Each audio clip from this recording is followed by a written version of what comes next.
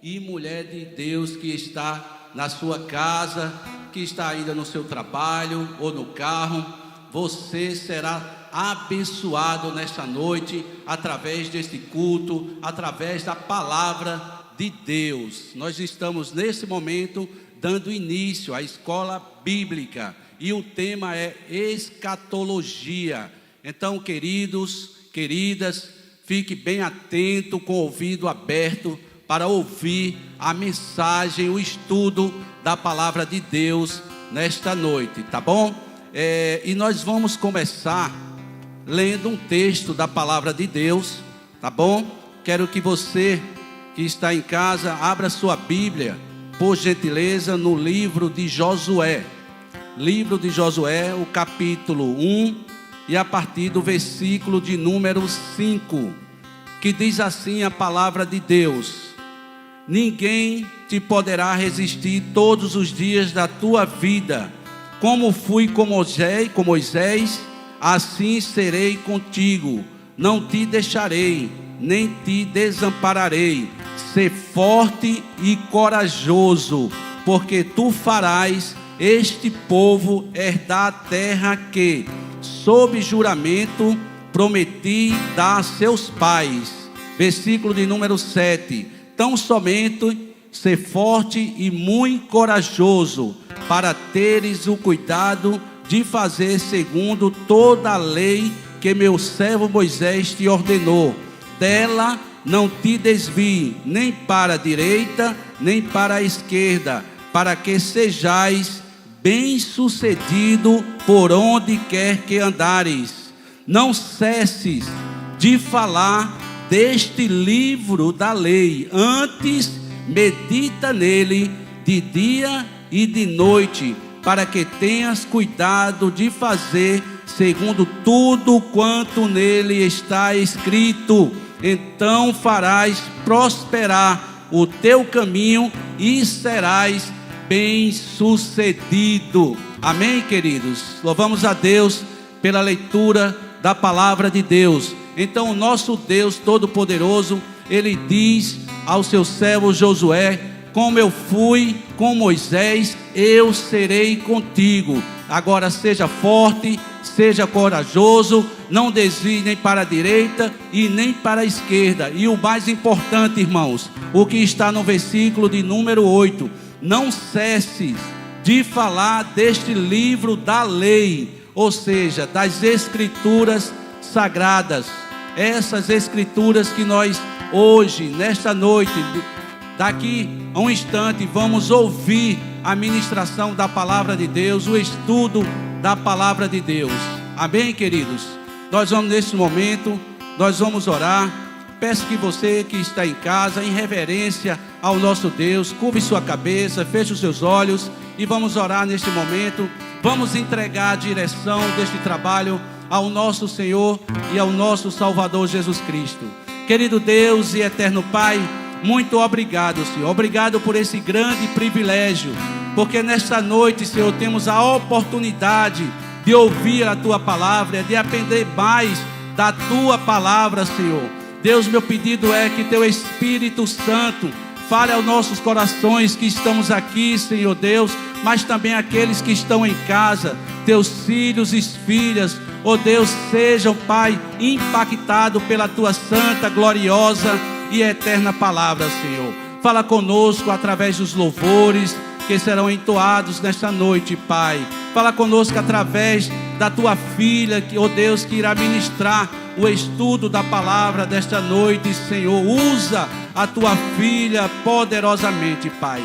É assim que nós te oramos e te agradecemos, no nome do nosso Senhor Jesus Cristo. Vamos louvar a Deus.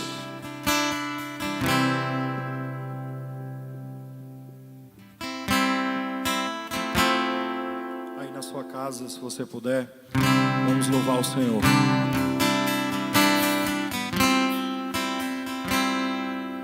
Como os anjos te ver,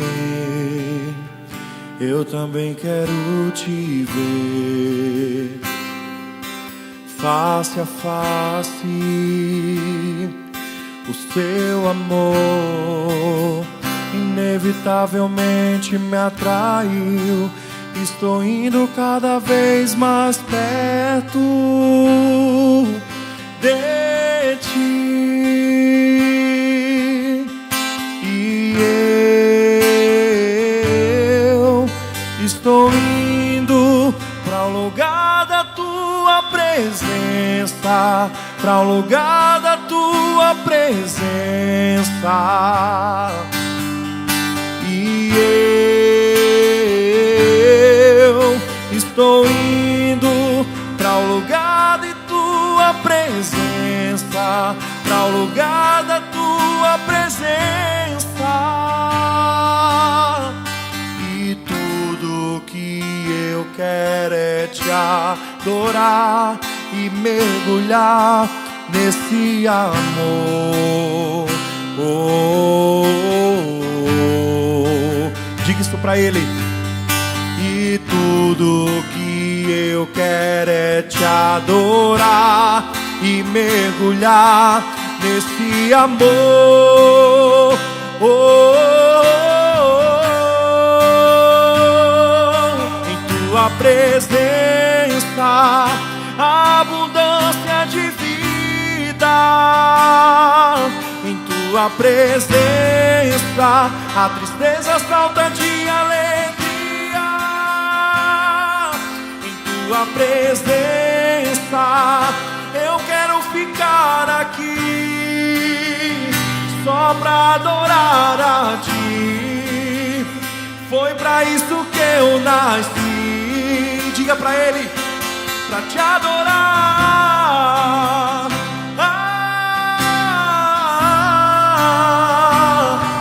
Pra te adorar.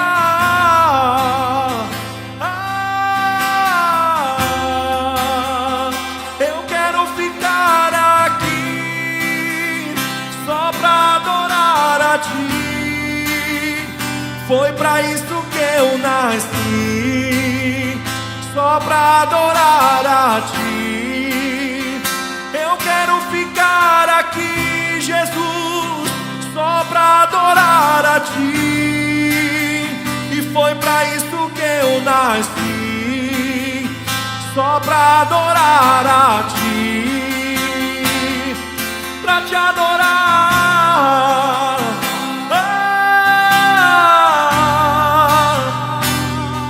Pra te adorar.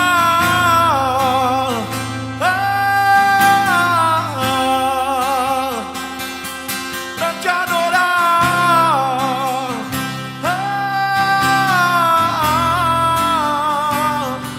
Pra te adorar.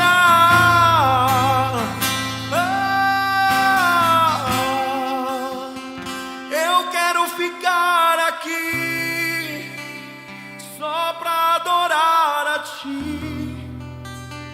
Foi pra isso que eu nasci, só pra adorar a ti.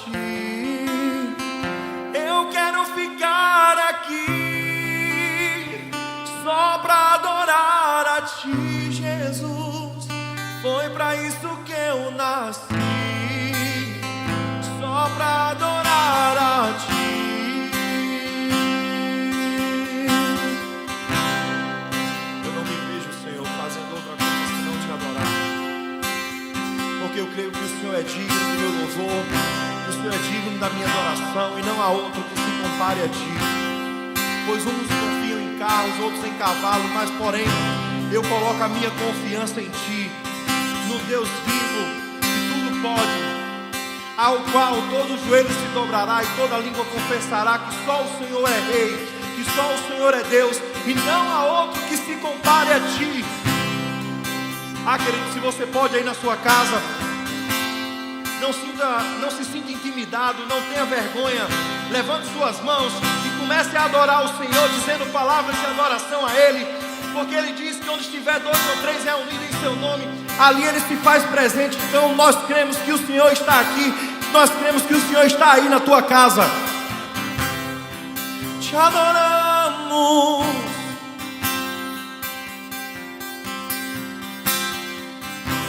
Eu tenho um Deus que não vai deixar essa luta me matar, desespero me tomar. Por mais pressão que seja a situação, o controle ainda está na palma de suas mãos. Só se você crê, diga isso. Eu tenho um Deus que não vai deixar essa luta me matar, desespero me tomar. Por mais pressão que seja a situação, o controle ainda está na palma de suas mãos. Deixa eu te dizer algo nessa noite. O choro dura uma noite, mas a alegria, ela vem pela manhã. Eu creio, eu creio. O choro dura uma noite, mas a alegria, ela vem pela manhã. Eu creio, eu creio. Ainda que a figueira não floresça e não haja fruto na vide, e o produto da oliveira minta, todavia eu me alegrarei, todavia eu me alegrarei, todavia eu me alegrarei.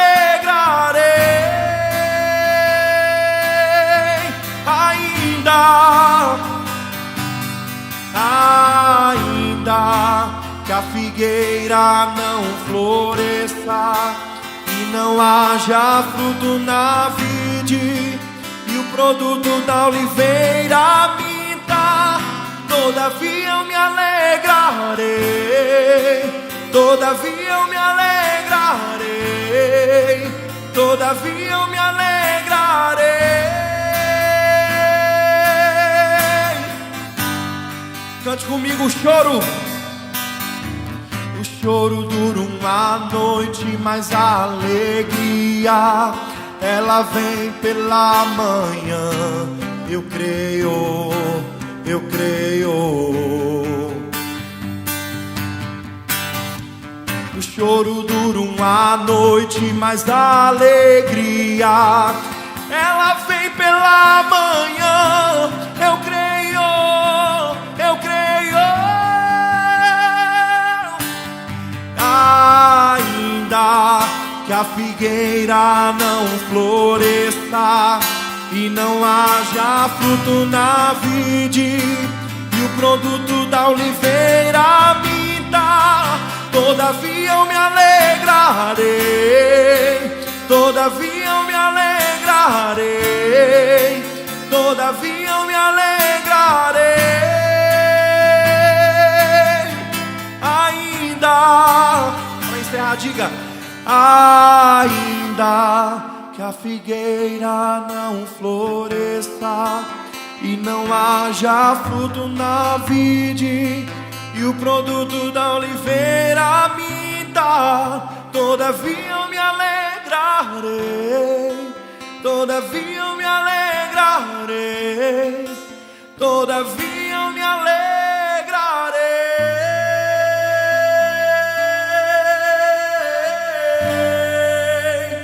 Todavia eu me alegrarei. Deus abençoe. Glória a Deus. Que maravilha. Meus queridos, o apóstolo Paulo, escrevendo sua segunda carta aos Coríntios, no capítulo 9 e 2 versículos, versículo de número 6 e 7, ele diz assim: e isto afirmo, aquele que semeia pouco, pouco também ceifará, e o que semeia com fartura, com abundância também ceifará. Versículo de número 7 diz: cada um contribua segundo tiver proposto no coração, não com tristeza ou por necessidade, porque Deus ama a quem dá com alegria. Amém, queridos? Este é o momento do ofertório, certo? Peço que o Espírito Santo de Deus coloque no seu coração. Não faça de qualquer forma para Deus. A Bíblia diz que a gente tem que fazer com alegria. Então faz isso nesta noite com alegria, com gratidão a Deus, tá bom? Por tudo que Deus tem feito na sua vida, por tudo que Deus tem derramado sobre a sua família, sobre a sua casa, sobre o seu trabalho, tá bom? Deixa eu lhe falar, aí na sua tela está aí primeiro o CNPJ da igreja. O CNPJ é a chave do Pix, tá bom? Se você quer fazer uma transferência através do Pix, está aí o CNPJ da igreja. Também temos as contas aí na Caixa Econômica, na Unicred, Bradesco e Santo André, tá bom? Então você também pode usar esses bancos aí e fazer uma transferência através de DOC, de TED, tá bom? Também temos aí o QR Code. Se você quer usar, por favor, faz isso nesta noite. Dar o dízimo significa devolver uma pequena parte do que Deus derrama sobre a sua vida, sobre a minha vida. Então faz isso com muita alegria, com muita gratidão ao Senhor. Lembre-se dos compromissos, que não são poucos, da igreja, tá bom? O pastor sempre fala aqui, tá? Então faça isso nesta noite, neste momento. Nós vamos ouvir mais um hino de louvor ao nosso Deus, enquanto você na sua casa faz essa transferência, faz seu dízimo, faz a sua oferta nesta noite, amém? Vamos ouvir mais um hino de louvor ao nosso Deus. Nada é igual ao seu redor, tudo se faz no seu olhar, todo o universo se formou no seu falar.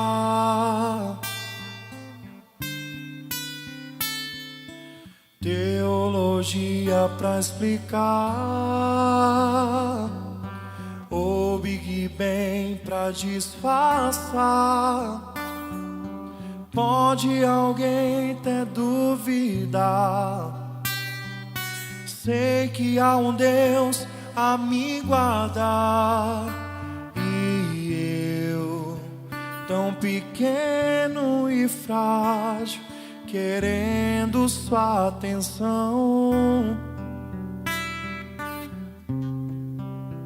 No silêncio encontro resposta certa então.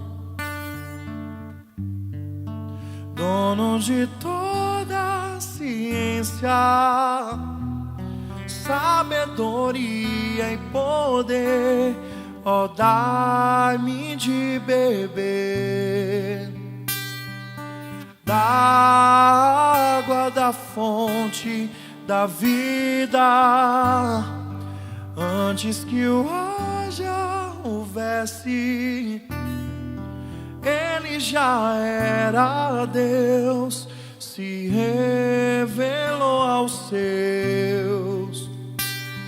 Do crente ao ateu, ninguém explica, nada é igual ao seu redor.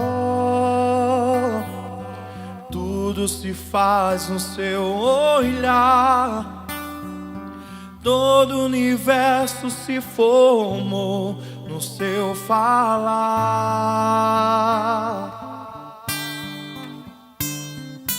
Teologia pra explicar,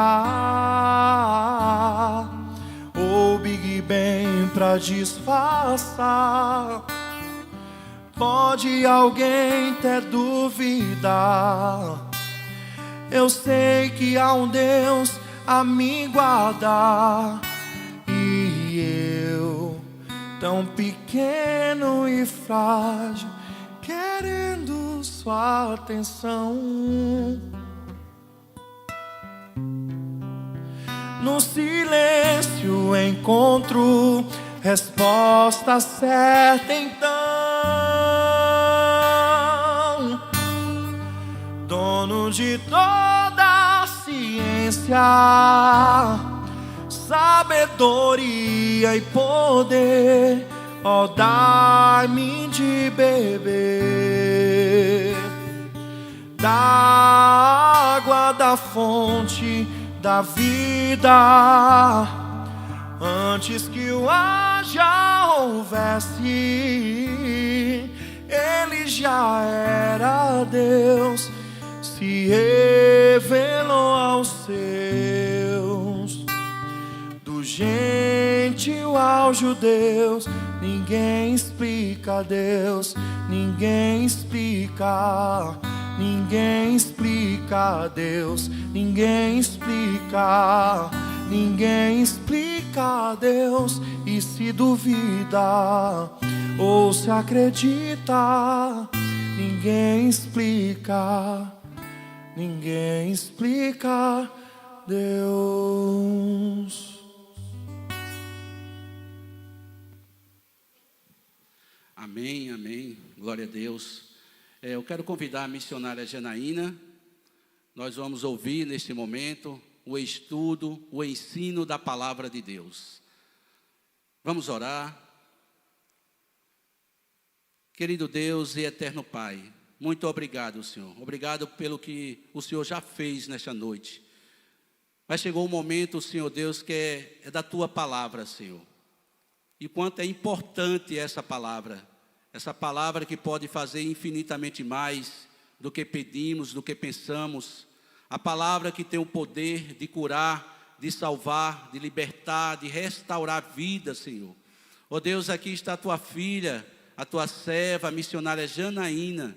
Ó Deus, que está com a oportunidade e também, Senhor, é uma grande responsabilidade falar, Senhor, do Teu amor, da Tua graça, da Tua misericórdia, da Tua palavra, Senhor.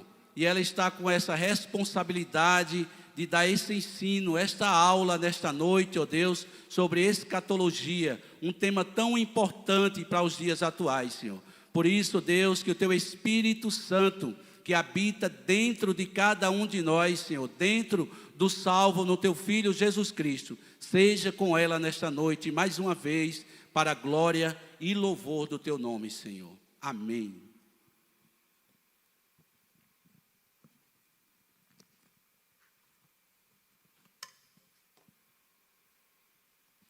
Graça e paz, boa noite a você que está aí do outro lado. Seja muito bem-vindo a essa live.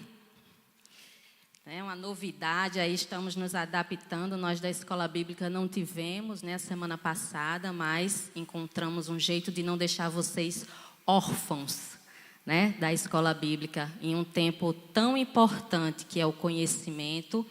Estamos vendo aí as coisas acontecendo, e hoje nós vamos abordar um tema que eu creio que seja de muita curiosidade, né, das pessoas, que são muitas perguntas que surgem, e hoje nós vamos dar uma olhada em todos os pensamentos, em todas as teorias, em todas as correntes teológicas, escolas escatológicas, pensamentos.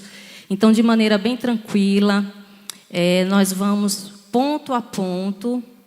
Antes de eu começar, enquanto eu estou aqui falando, vai convidando o pessoal, vai compartilhando, para que ninguém perca esse conhecimento, né? Vai divulgando aí, porque é importante que nós saibamos as coisas que estão por vir, as coisas que estão para acontecer. E que nós sejamos como os bereanos que Paulo elogiou, né? Que nós estejamos atentos para a palavra do Senhor e sabendo discernir os tempos e as estações. Que nós entendamos que estes são tempos que nós temos vivido na prática, tempos diferentes, tempos que nós temos visto na realidade. E hoje nós vamos entender um pouco o que cada tempo levou a fundar, a entender, descobrir, desenvolver cada corrente, cada pensamento teológico. Para quem não me conhece ainda, eu sou a missionária Janaína, né? Estou aqui na IBN há cerca de 8 anos, né? E contribuo também com a escola bíblica, que desde esse mês será realizada todas as quintas-feiras, às 19h30, tá bom? Então, anota aí na tua agenda, save the date, né? Assim que diz hoje. Save the date. Toda quinta, às 19h30, você tem um encontro marcado aqui com a Escola Bíblica da Igreja Batista Miramar. Um lugar onde a gente preza as Escrituras, um lugar que a gente sabe que realmente se fala a verdade, tá bom? Então, vamos começar lembrando, tá, que é um panorama. Eu não vou poder me aprofundar muito nos temas, vou apenas trazer para vocês conceitos, criações, pensamentos, para que vocês entendam. Por quê? Porque vocês vão ter profundamente detalhada nas próximas aulas cada corrente escatológica. Então, você não pode perder, tá? Não perca. A partir da próxima semana, vai começar cada escola uma aula exclusiva, por exemplo, sobre o pré-milenismo histórico, depois o pré-milenismo dispensacionalista e assim por diante. Não perca. Convide, compartilhe, fale, porque muitas pessoas estão carentes desse conhecimento, tá bom? Nós preparamos aí uns slides que o pessoal da mídia vai colocar aí, exatamente, e eu queria conversar um pouquinho com vocês para revisar, né? Com quem esteve aqui na nossa abertura, na primeira aula, 15 dias atrás, foi uma aula exclusivamente sobre conceito de escatologia. Então, hoje, nós vamos pensar um pouco sobre o que é escatologia, né? Escatologia, ela vem da palavra escatos, né? Do grego. E o que é que quer dizer?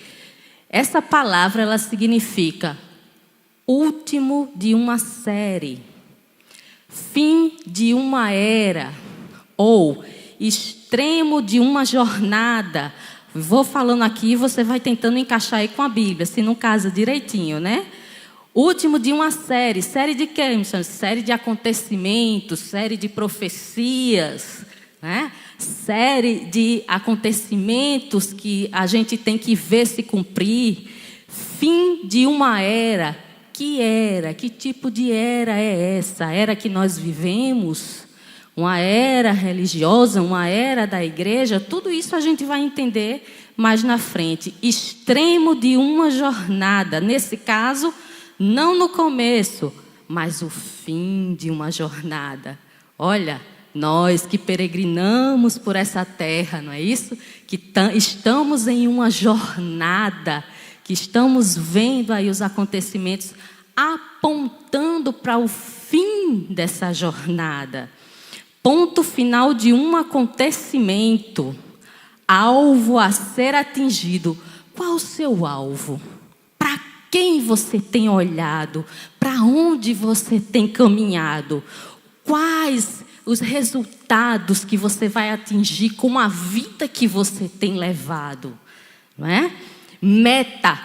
Quem ou o que ou qual é a sua meta? Aonde ela está? Aqui ou lá?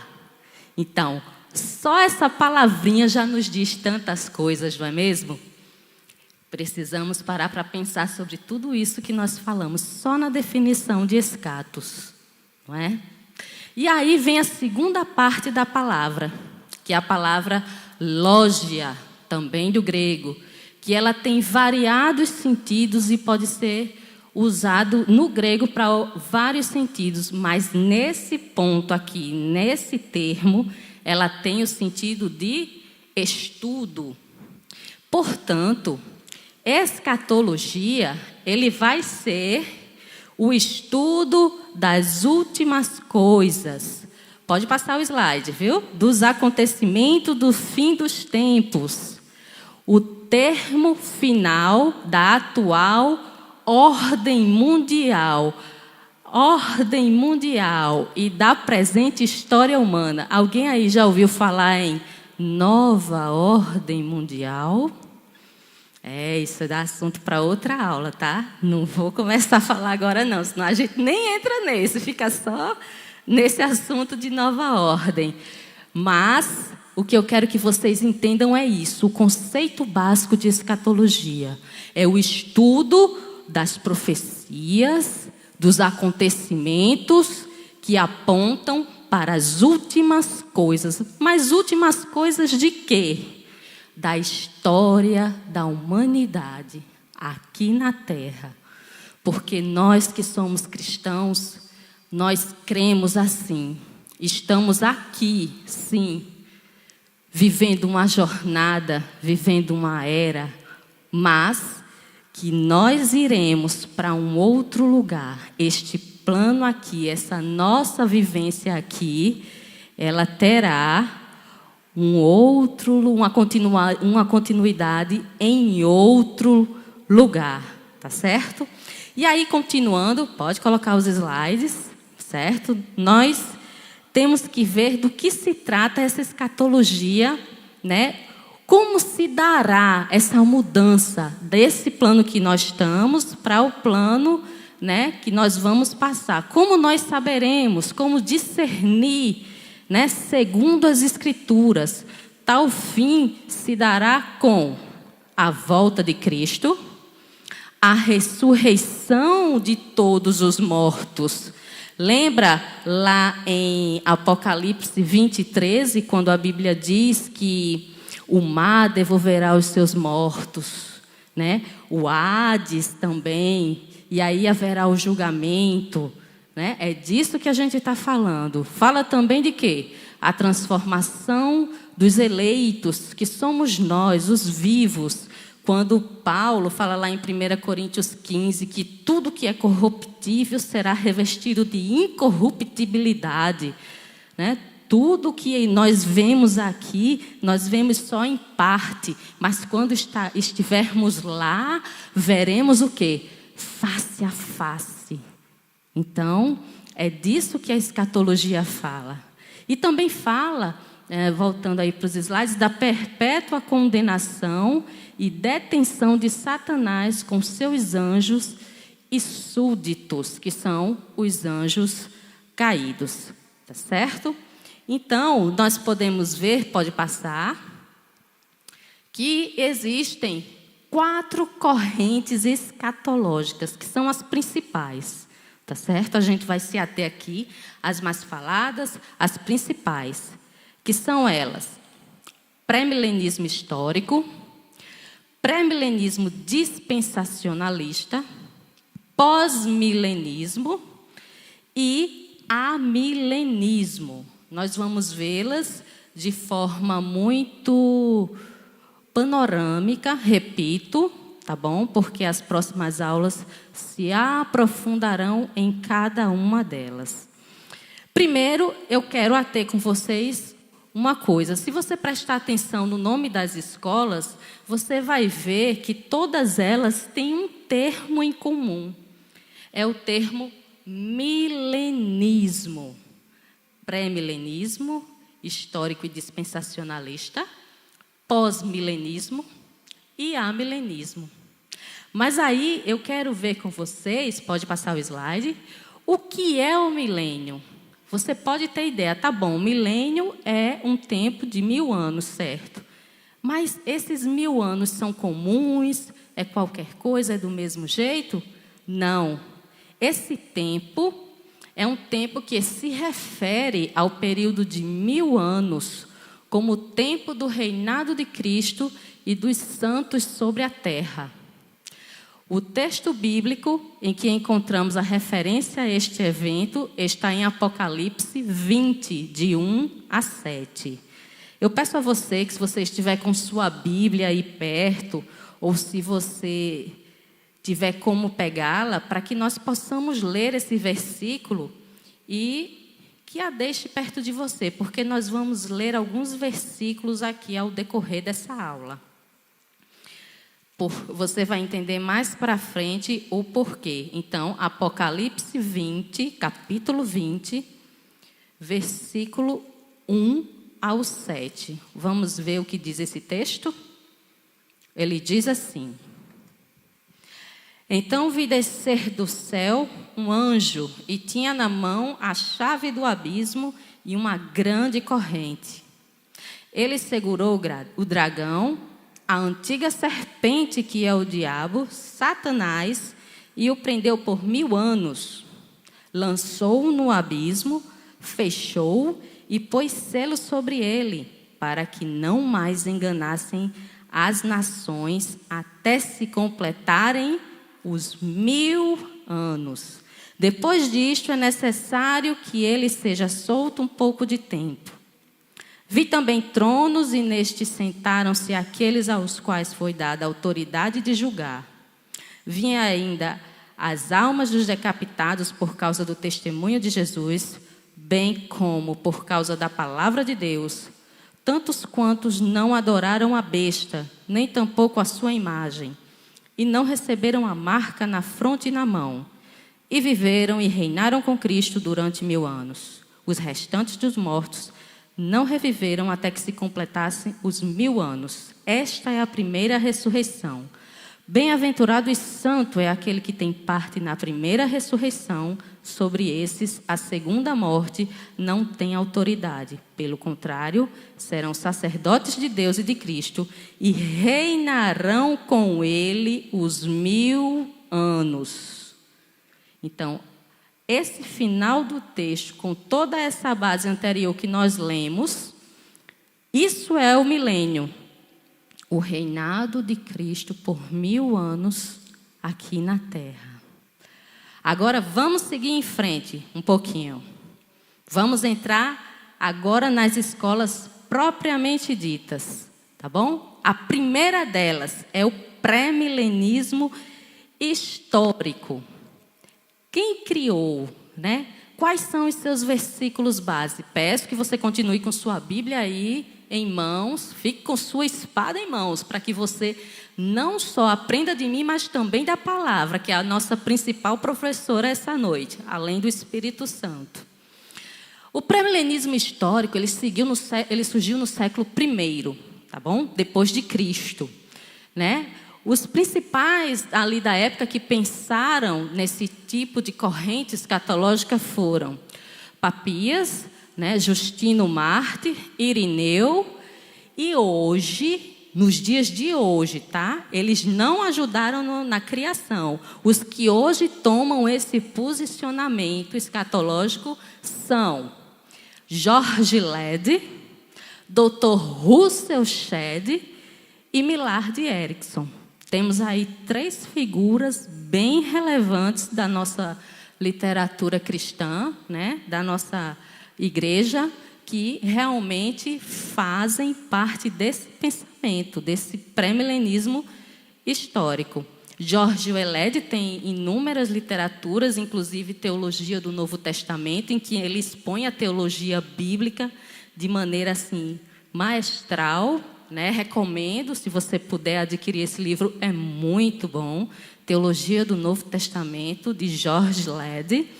Dr. Russell Shedd é fazer, né, menção, todo mundo conhece, todo mundo sabe de suas obras, evangelismo, discipulado, sua Bíblia, que com uns comentários também maravilhosos. E Millard Erickson, também um grande escritor, inclusive recomendo também a teologia sistemática dele, que é uma das mais equilibradas que eu já li. Tá bom? Agora vamos ver os versículos que embasam, né? Que dão base a esse pensamento. O que é que eles leram, o que é que eles viram naquela época, que os chamou a atenção e os fez pensar da maneira que eles desenvolveram esse pensamento. Já já a gente vai entender mais um pouco como é que eles pensavam. Primeiro versículo, Gálatas 6:16, que diz o seguinte: E a todos quanto andarem de conformidade com esta regra, paz e misericórdia sejam sobre eles e sobre o Israel de Deus. que isso quer dizer? Como é? Note, é o Israel de Deus. Não é o Israel e a igreja. É um povo só. Não há distinção. E isso vai ser também um ponto-chave para desenvolvimento de uma outra escola que a gente vai ver um pouquinho mais na frente. Um outro versículo que eles também se embasaram foi em Romanos. Vamos lá.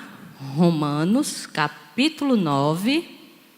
Romanos 9, versículo 24, que diz: os quais somos nós, a quem também chamou, não só dentre os judeus, mas também dentre os gentios, assim como também dizem Oséias: chamarei povo meu ao que não era meu povo, e amada a que não era amada. O que é que eles chegaram à conclusão aqui? É uma reafirmação da afirmação anterior. Deixe-me ser redundante aqui. É uma reafirmação da afirmação anterior. Aqui, mais uma vez, ele diz: chamarei meu povo aquele que não é povo meu. Somos nós, os gentios, os que não são judeus. Somos nós também chamados. Então, não é só para Israel, não é só com Israel. Também é conosco, também era para conosco. Então, esses são os versículos que eles usavam. Continuando, vamos agora entender as definições ideológicas a respeito do milênio. O que é isso, missionário? Vai falar de ideologia agora? Não. Vou traduzir o pensamento que fundamentou essa escola. Primeiro, o milênio virá depois da segunda volta de Cristo. Lá atrás, nós definimos... Volta aqui para mim. Lá atrás, nós definimos que as 4 escolas estavam em decorrência de uma coisa: o milênio, certo? Milenismo, que é pré, pós ou a. Mas o pensamento dessas escolas também vai falar condicionado a esse evento que toda a humanidade cristã espera, que é a segunda vinda de Cristo. Tá certo?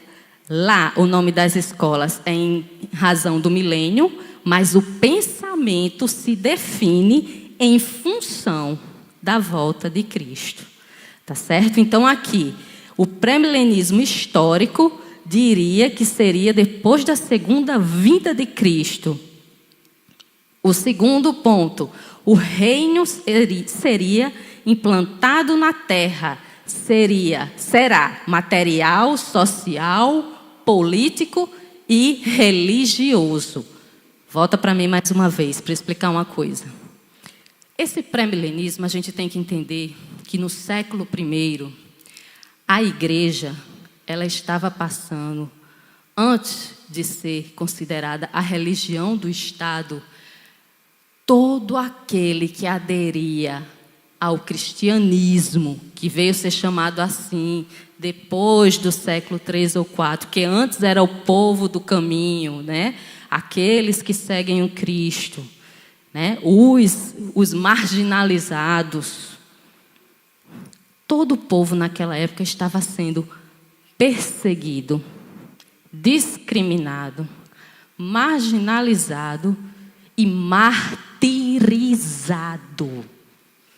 Então, para eles, a segunda vinda de Cristo, aquela promessa que Cristo diz que eu voltarei para vos buscar, eles já esperavam naquela época para qualquer momento. Então, para eles, aquela ideia, principalmente para os judeus que se tornaram messiânicos naquele momento, principalmente para eles que aguardavam ainda o Messias e que iam se convertendo, e que lembra que quando Jesus veio, eles esperavam um Messias político, um Messias que ia resolver o problema deles com Roma, que ia libertar o povo, e que Israel finalmente ia ser uma nação livre e que ia ter a sua vida como uma nação, coisa que nós só vimos acontecer no século XX, né, em 1948. Então, já naquele tempo, no século I, o povo aguardava. Então, primeiro, é pré-milenismo histórico por causa da época histórica em que aconteceu, o que se desenvolveu o pensamento. Logo, com a partida de Cristo, né, e com os ensinamentos dos pais apostólicos e daqueles nomes que nós vimos, né, dos pais da igreja, Papias, Justino e tudo mais. E hoje, eu coloquei o exemplo de uma denominação que crê assim, que são as igrejas batistas tradicionais, né? Aquelas mais... Porque a gente sabe que tem igreja batista, a primeira batista, tem a renovada e por aí vai. Mas são as igrejas batistas tradicionais, as anteriores, as primeiras mesmo, tá bom? Eu espero que tenha ficado clara essa primeira escola. Por quê? Como eu falei, eu não posso me aprofundar, porque nas próximas aulas, inclusive a próxima aula será exatamente sobre essa escola, pré-milenismo histórico, tá bom? Então, assim, vamos guardar, anotar aí, né, todas as questões para, na próxima aula, ficar bem atento para poder ouvir o que o professor vai falar. Tá bom? Vamos para a próxima escola, que será ela, pré-milenismo dispensacionalista. Volta aqui para mim. O que eu quero primeiro destacar é o nome, pré-milenismo, ou seja, antes do milênio. Lembra? Em função da vinda de Cristo, para você aí já ir aprendendo. Quando alguém falar, não, eu sou pré-isso, eu sou pós-aquilo, você já ir se ligando no que é que a pessoa está falando, tá bom? Então, pré-milenista, 1000 anos, dispensacionalista. Que palavra é essa, professora? Vamos lá.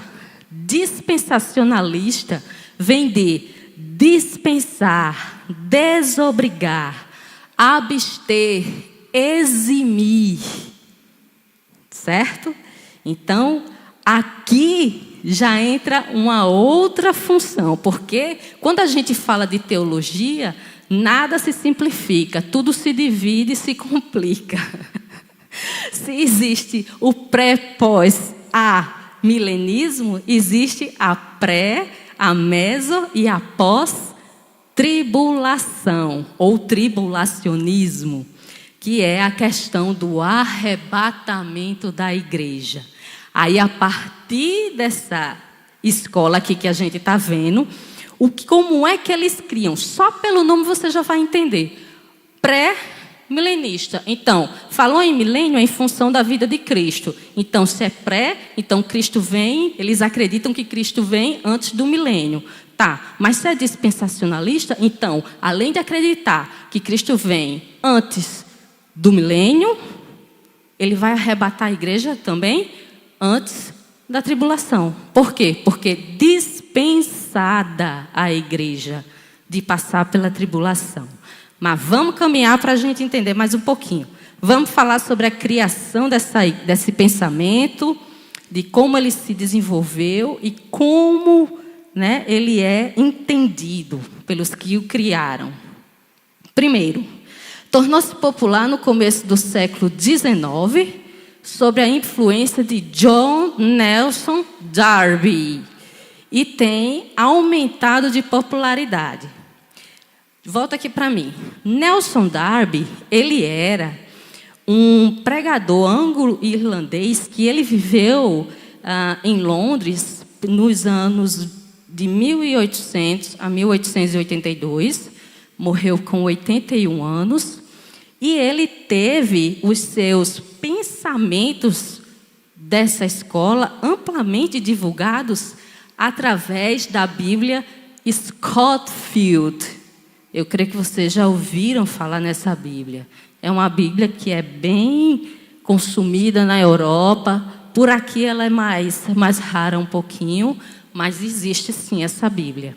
Então, todos os comentários, todo o pensamento, toda a questão ideológica dessa escola foi divulgada amplamente através dessa Bíblia, a chamada Bíblia Scofield. E esse pregador, ele também foi fundador de uma reunião de irmãos chamada Irmãos Plymouth, que eram da Irlanda. Eles se reuniam em Dublin. Eles eram adenominacionais. O termo, de negação. Eles não tinham denominação e criam profundamente nessa questão dispensacionalista. Simplificando assim, de maneira bem simplória mesmo, eles seriam os desigrejados dos anos 1800. Bem simplificando assim para você entender, tá? Mas continuando aí, tem aumentado de popularidade, E nos dias atuais, pessoas que se posicionam também nesse pensamento, a favor desse pensamento, são duas pessoas bem conhecidas nossas também, que é o pastor John MacArthur, tá? Que ele é bem conhecido, tem até a Bíblia e tudo mais, e um grande escritor teológico também, que escreve sobre todos os assuntos. Os livros dele também são ótimos, tem alguns, tem teologia bíblica também dele, tem a teologia de Deus, ele tem também teologia sistemática, que é o Norman Geisler. Ele é um pouquinho mais técnico, para você que está ingressando agora nesse conhecimento teológico, eu recomendo que espere um pouquinho, mas ele é um excelente escritor. E os versículos que embasam, vamos lá, vamos abrir a Bíblia. Eu espero que você esteja com a Bíblia aí na mão. Vamos ler quais foram os versículos que eles pensaram e viram na Escritura para embasar. O primeiro deles está em Apocalipse, capítulo 4, 1 e 2, que diz assim: depois dessas coisas, olhei, e eis não somente uma porta aberta no céu, como também a primeira voz que ouvi, como a de trombeta, ao falar comigo, dizendo: sobe para aqui, e te mostrarei o que deve acontecer depois destas coisas. Imediatamente eu me achei em espírito, e eis, armado no céu, um trono, e no trono alguém sentado. O que é que ele quis dizer quando leu esse versículo e desenvolveu esse pensamento? Se João foi arrebatado lá na ilha de Patmos e ele não tinha voltado e a tribulação não tinha começado, ele estava só em perseguição, então ele também pode arrebatar a igreja antes da tribulação. Foi isso que eles pensaram. Que aí eles fundamentaram dizendo: não, a igreja vai ser arrebatada antes da tribulação. Outro versículo aí. Vai anotando também, hein, irmão. Não espera só que fique gravado, não. Meu irmão, minha irmã, vai anotando aí. Abre o caderninho da escola bíblica e vai anotando, porque conhecimento é tudo nos dias de hoje. Gênesis, olha só, vamos de Apocalipse a Gênesis, hein? Gênesis, capítulo 15, versículo 18. Gênesis, capítulo 5, 18, que diz o seguinte: naquele mesmo dia fez o Senhor aliança com Abraão, dizendo: a tua descendência desta terra, desde o rio do Egito até o rio Eufrates. Eles criam que mesmo antes da tribulação, o Senhor ainda daria a Israel aquela terra que ele tinha prometido a Abraão. Não é? Então, ele realizaria também essa promessa que ele fez a Abraão, em Gênesis 15 e 18. E, por fim, voltando ao Apocalipse, capítulo 20, Vamos lá. Hoje, se você não faz uma semana que não mexe na Bíblia, hoje você vai mexer pelos próximos 15 dias. Vamos lá.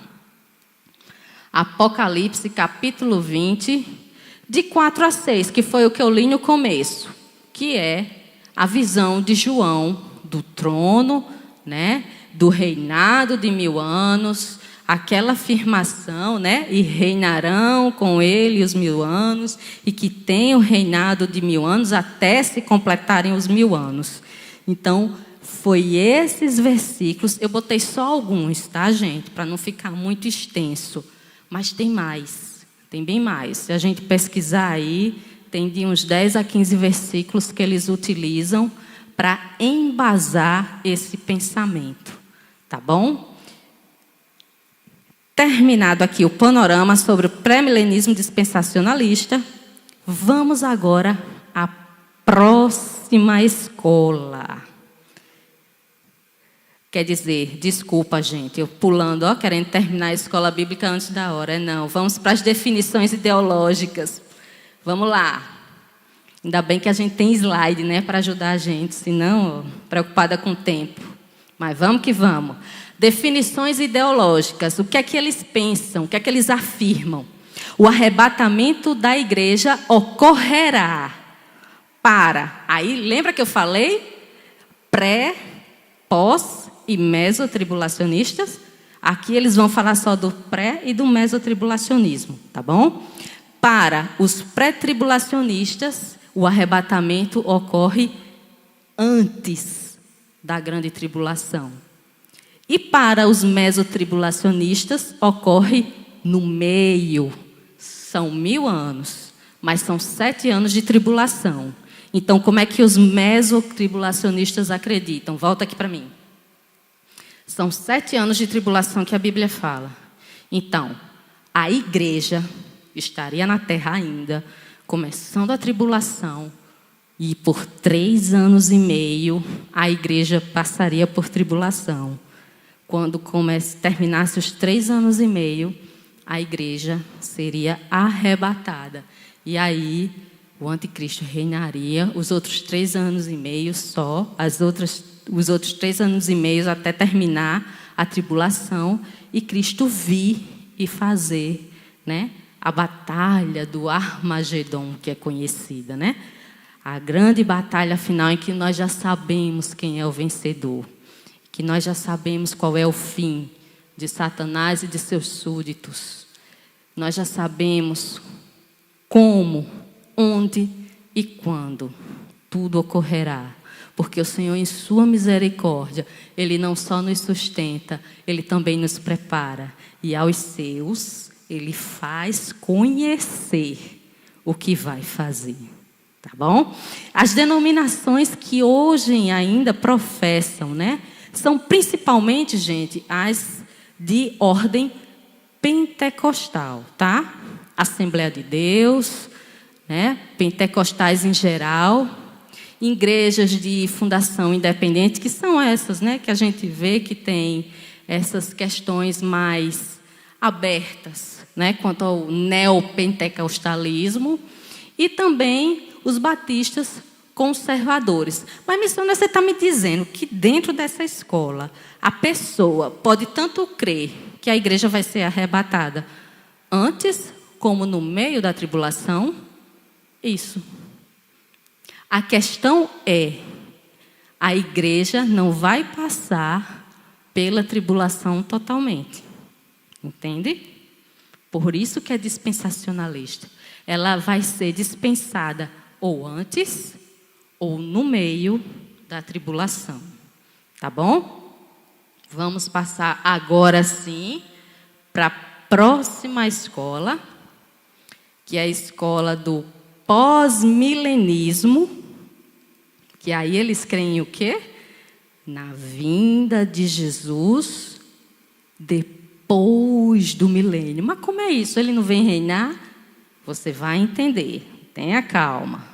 Tenha calma que você vai entender tudinho. Essa escola, ela foi criada no século XII pelo abade Joaquim, né? E era a alternativa à visão agostiniana. E já já a gente vai ver qual é a visão agostiniana. Quando fala agostiniana, é Santo Agostinho ou Agostinho de Hipona, tá bom?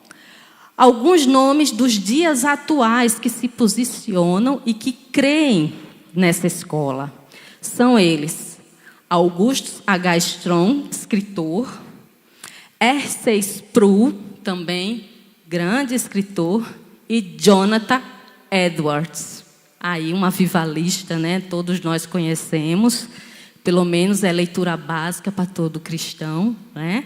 Que veja algum livro, algum sermão de Jonathan Edwards.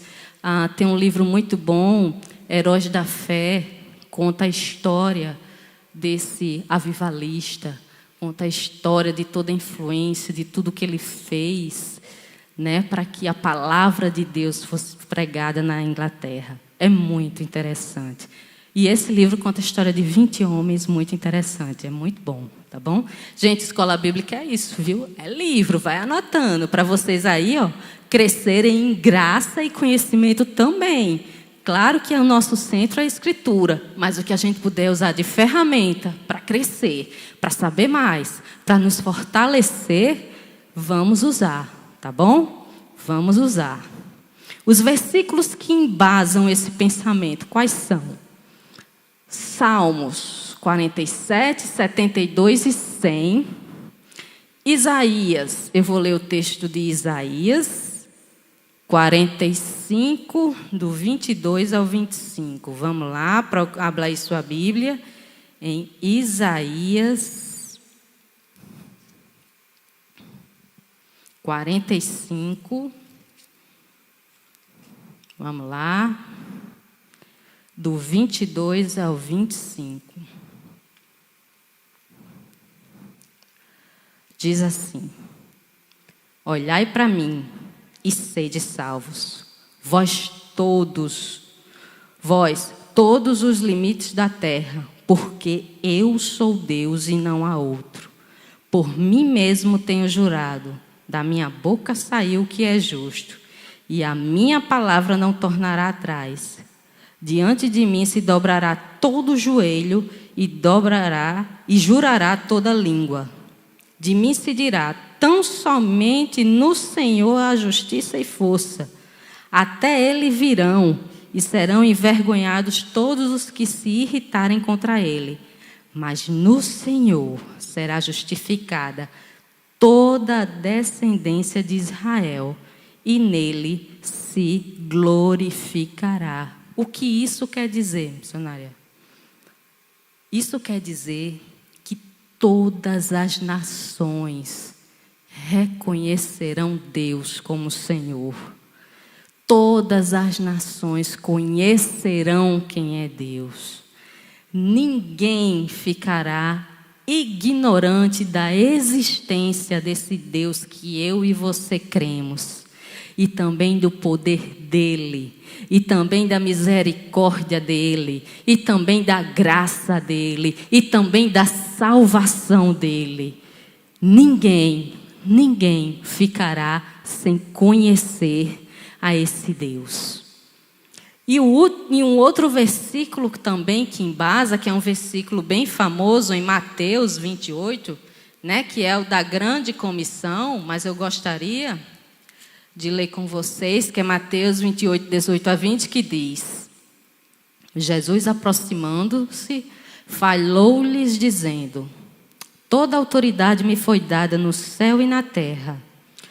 Ide, portanto, fazei discípulos de todas as nações, batizando-os em nome do Pai, do Filho e do Espírito Santo, ensinando-os a guardar todas as coisas que vos tenho ordenado. E eis que estou convosco todos os dias, até a consumação dos séculos. O que isso quer dizer, missionário? Por que eles estão usando esse versículo? Porque o nome da escola é pós-milenismo.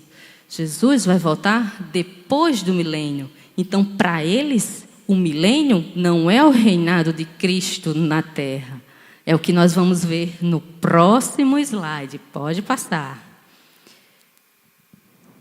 Para eles, como definição ideológica, o reino será implantado aos poucos, através da pregação do evangelho, a paz milenária virá.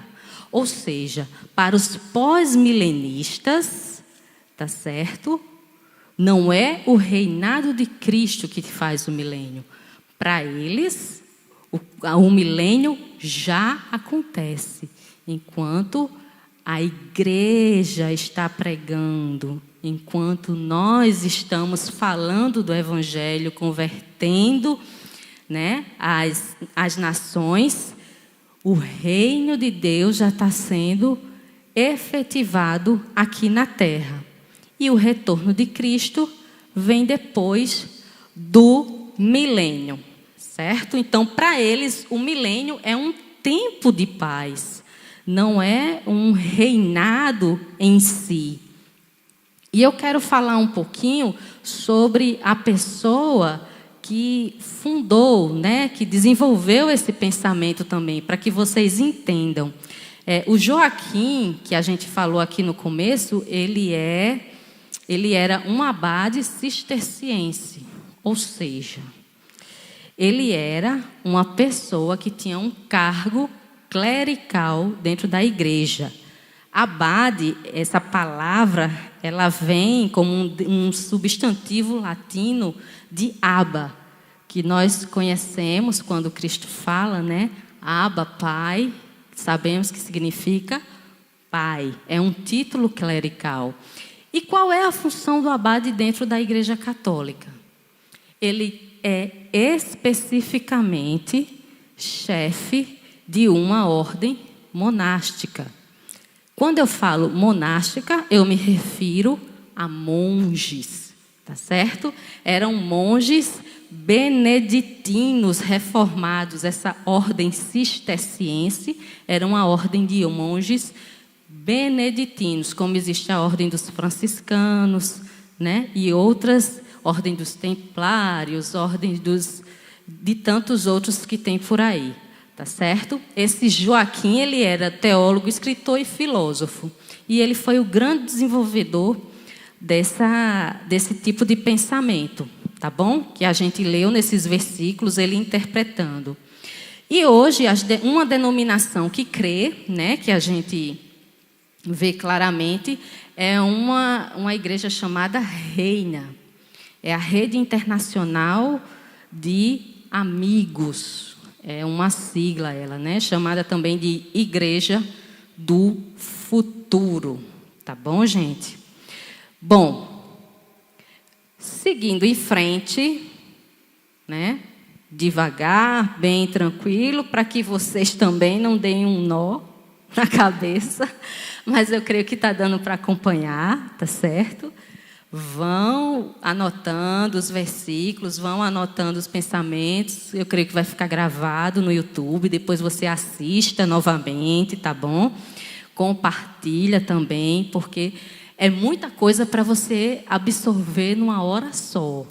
Mas depois de você anotar, prestar atenção, assista novamente para você entender melhor os conceitos, para você entender melhor o que cada pensamento diz, como foi fundamentado e por que foi fundamentado. Mas por que você insiste tanto nisso, missionária? Porque Paulo nos aconselha a conhecer a palavra para não sermos levados por ventos de doutrina. Certo, igreja? Então, nós precisamos conhecer o que foi pensado e o que está sendo pensado hoje. Se está de acordo com a palavra e se está de acordo com o que o Espírito diz às igrejas. Então, nós precisamos mais do que nunca nos dias de hoje conhecer a palavra profundamente para não sermos enganados. E conhecer a história melhor do que nunca para não sermos levados por desconhecimento de causa. Porque algumas coisas que estão sendo faladas hoje e estão sendo aceitas dentro da igreja é por puro desconhecimento da história da igreja. Porque já foi dito antes, já foi tentado antes e já foi refutado antes. Mas, por desconhecimento, alguns estão sendo levados por doutrinas de demônios. É isso que está acontecendo. Então, eu aconselho, assista mais uma vez depois, não perca de maneira nenhuma as próximas aulas. Isso aqui que eu estou dando, se você já está achando muita coisa, é só um panorama, estou só passando por cima, viu, gente? Nas próximas aulas é que vem o caldo grosso, eu estou só dando a papinha. Nas próximas aulas é que vem o tutano, o cuscuz, como a gente chama. Tá certo? Então, não deixe de assistir as próximas aulas, tá bom? Dando uma descansada agora no seu pensamento, vamos à nossa última escola da noite, que é a escola chamada de amilenismo.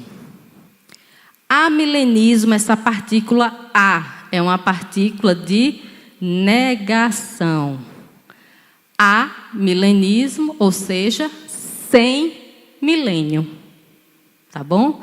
Então, esse tipo de pensamento que nós vamos entender um pouquinho agora, eles creem que um milênio não vai acontecer da forma que as outras escolas que nós vimos dizem que vai acontecer. Tá bom? Então, vamos lá. Quem criou essa escola?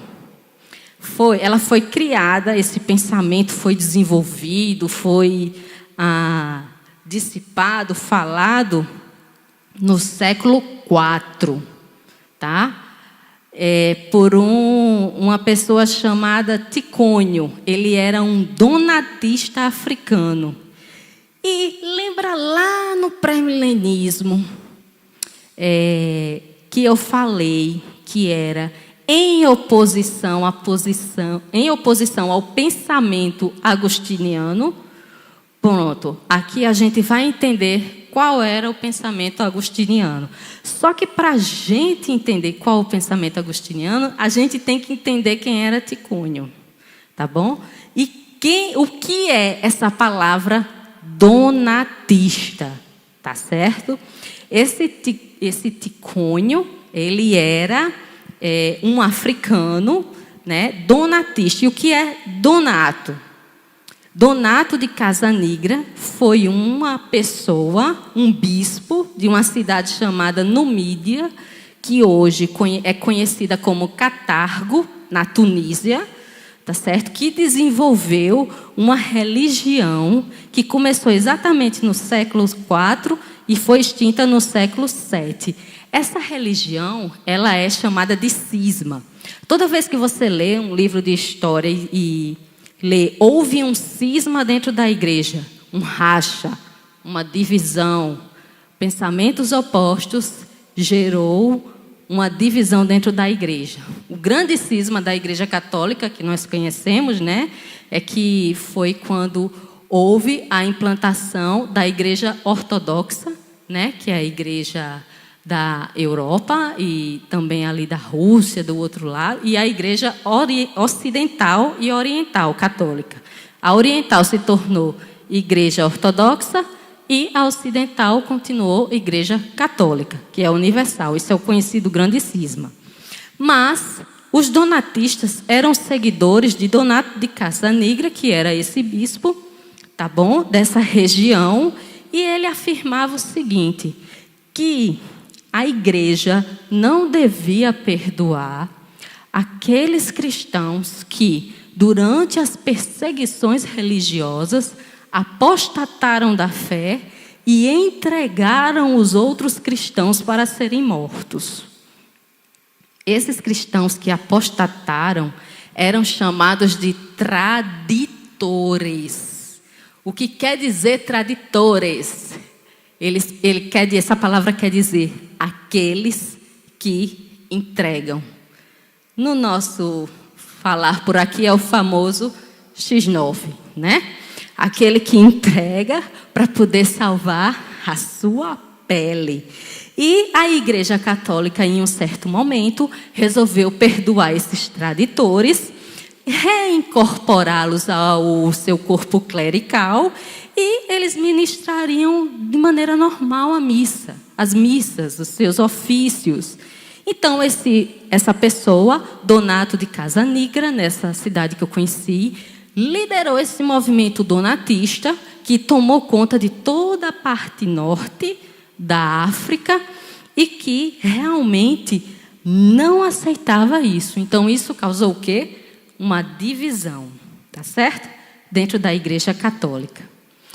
E as pessoas que acompanhavam as suas ideias, que adotaram as suas ideias, aí no slide você vai ver Agostinho de Hipona, Jerônimo e João Calvino. Volta aqui para mim. Se você ler um pouquinho de história da igreja, você vai lembrar comigo que o primeiro lugar onde Agostinho exerceu seu bispado foi em Catargo. Então, ele bebeu dessa fonte de Ticônio, adotou as suas ideias e, por isso, lá naquela outra escola, vai ser fundada em oposição às ideias de Agostinho. Entendeu agora? Porque lá atrás eu falei isso. Então, a história é uma coisa que nada é sem sentido, tudo tem um porquê. Né? Vamos para frente, então. Ficando claro isso, vamos seguir. Quais os versículos que embasam essa escola? Vamos ler Oséias, capítulo 1, versículo 11. Oséias, tem na Bíblia sim, viu, gente? Procura aí que tem. Tem sim, isso tem na Bíblia sim. Vamos lá. Oséias, capítulo 1, versículo 11. Diz assim: os filhos de Judá e os filhos de Israel se congregarão e constituirão sobre si uma só cabeça e subirão da terra, porque grande será o dia de Jezreel. E, complementando isso, em Mateus 2:15, vamos lá, Mateus 2:15, diz o seguinte: e lá ficou até a morte de Herodes, para que se cumprisse o que fora dito pelo Senhor, por intermédio do profeta: do Egito chamei o meu filho. O que isso quer dizer? Quer dizer que tudo já se cumpriu na primeira vinda de Cristo. Já foi formado cabeça, que é Jesus, tá? E foi cumprido o nascimento, que ele diz: do Egito chamei meu filho. Outro versículo, Romanos 14:17. Romanos 14:17. Vai marcando na tua Bíblia, porque depois você vai voltar e vai estudar esses versículos, que diz: porque o reino de Deus não é comida nem bebida, mas justiça e paz e alegria no Espírito Santo. Aqui ele diz que o reino de Deus está representado nas atitudes, nas ações dos cristãos. Nós, como embaixadores, representantes, procuradores, diplomatas, como você quiser chamar, nós, aqui na terra, através das nossas atitudes, fazemos concretizar o reino de Deus. É isso que os amilenistas falam, tá bom? Aqui, lembre-se que eu estou para expor, tá certo? Não estou tomando posicionamento, nem dizendo que está certo ou que está errado. Mas para que você conheça todos os pensamentos que embasaram e que embasam os posicionamentos dos cristãos até o dia de hoje, tá bom? Vamos para as definições ideológicas. Como eu falei anteriormente, para os amilenistas, o milênio, vamos para o slide, o milênio está em curso desde a primeira vinda de Cristo, ou seja, não haverá um milênio literal, conforme Apocalipse 20, ou seja, para eles Apocalipse 20 foi alegorizado, foi feita uma interpretação com uma compreensão pessoal. Eles disseram que o texto diz outra coisa, não é aquilo que as outras escolas pensam, tá bom? Que o início com a ressurreição e exaltação de Cristo e a criação da igreja. Ou seja, o milênio foi iniciado no momento que Cristo ressuscitou, no momento que ele venceu a morte e foi exaltado e deixou a igreja criada, o reino dele aqui na terra já começou. E termina, o milênio termina, né? Esse milênio que não é literal, ele termina com a segunda vinda de Cristo. Tá bom? Aí você me pergunta, mas então eles estão contando 1000 anos para Cristo voltar, desde que ele foi que voltou? Se for assim, já passou. Mas lembre-se que se eles contarem pelo calendário judaico é uma coisa, pelo calendário lunar é outra coisa, pelo calendário juliano é outra coisa. Então, aguardem a aula sobre essa escola, para vocês tirarem essa dúvida, tá bom? E as denominações que creem, eu coloquei aí uma, né, que é bem conhecida aqui no Brasil, que são as igrejas presbiterianas. Elas são amilenistas. Por isso, para eles, é tão importante pregar em tempo, fora de tempo. Você já ouviu os presbiterianos falando isso? Tem que pregar, irmão, em tempo, fora de tempo, enquanto dá tempo. Porque é o milênio correndo, já está fazendo, a segunda vinda já está aí, e a gente tem que fazer com que as nações escutem. Por isso que eles são tão fortes em missões, por isso que eles correm tanto para evangelizar as nações, porque eles creem nisso, que o milênio está em andamento, eles estão implantando agora, tá bom? Então, meus amigos, essas foram as 4 principais escolas, né? O panorama que a gente pôde passar na noite de hoje. Repito, não me aprofundei em nenhuma delas, porque se eu fosse aprofundar, ia ser culto, vigília, semana de vigília e por aí vai, para poder dar conta. E aqui o pessoal da mídia já ia desmaiar se eu dissesse era tudo hoje. Não dá, gente, não dá. Então eu realmente recomendo, não percam as próximas aulas. Os professores já estão aí, estudando, correndo atrás de material, pesquisando.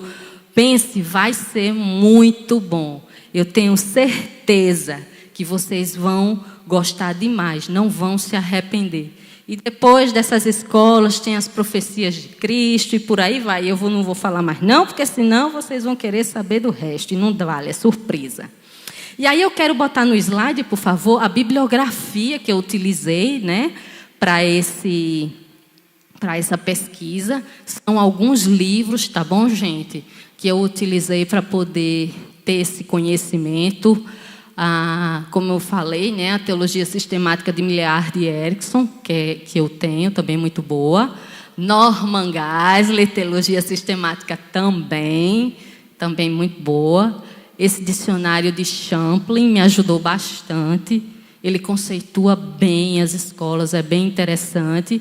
E esse site, monergismo.com, que é um site que fala bastante de história de religião, de história dos pais, dos reformadores, dos pais da igreja, de toda essa questão histórica da igreja. Eu também queria recomendar para vocês, pode voltar para mim, é um livro, se você quer realmente mergulhar em história, conhecer mais a história da igreja. Alguém disse uma frase que eu não vou me lembrar agora, mas que o povo que conhece a sua história é provável que não cometa os mesmos erros no futuro, né? Então, é um povo que cresce, é um povo que vai para frente. Então, se você quer se mergulhar nessa parte histórica da igreja, tem 2 livros que eu posso recomendar para você, fora esses que foram usados na bibliografia, que são muito bons. São eles: Cristianismo através do século, é muito bom. Fala do início da igreja ao final, até os dias de hoje. E História Ilustrada do Cristianismo, que é de Justo Gonzalez. São 2 volumes. Ele vende tanto o volume 1 e 2 separado, como uma compilação. Tá bom? Então, se você quiser mergulhar, eu só tenho uma coisa a lhe dizer: mergulhe, mas sem esquecer da Escritura. Tá bom? Porque a Bíblia é a nossa base de fé e prática. Sim, é preciso conhecer a história, mas à luz da Bíblia também, tá bom? E para não encerrar de maneira abrupta, eu queria convidar vocês a abrir a Bíblia de vocês no livro de João, capítulo 20. João, capítulo 20, versículo 29. João 20 e 29. Que diz assim: Disse-lhe Jesus: Por que me viste e creste? Bem-aventurados os que não me viram e creram.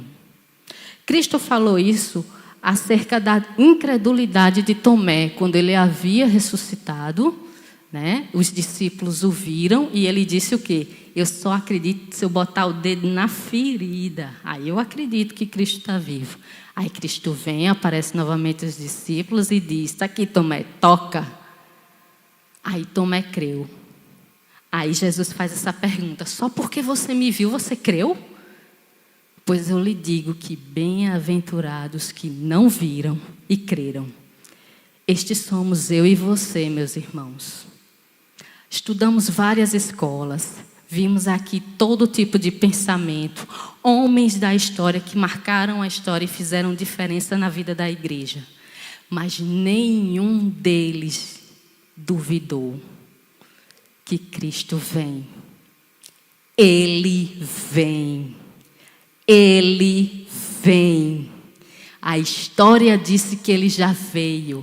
E a história vai ser obrigada a dizer que ele retornou. Porque assim será, para que ele seja glorificado nos céus, na terra e até debaixo da terra. Que Deus os abençoe. Até a próxima quinta-feira, às 19h30, neste mesmo canal. Curte, compartilha, convida, fala e vem. Deus abençoe. Até a próxima, em nome de Jesus. Paz.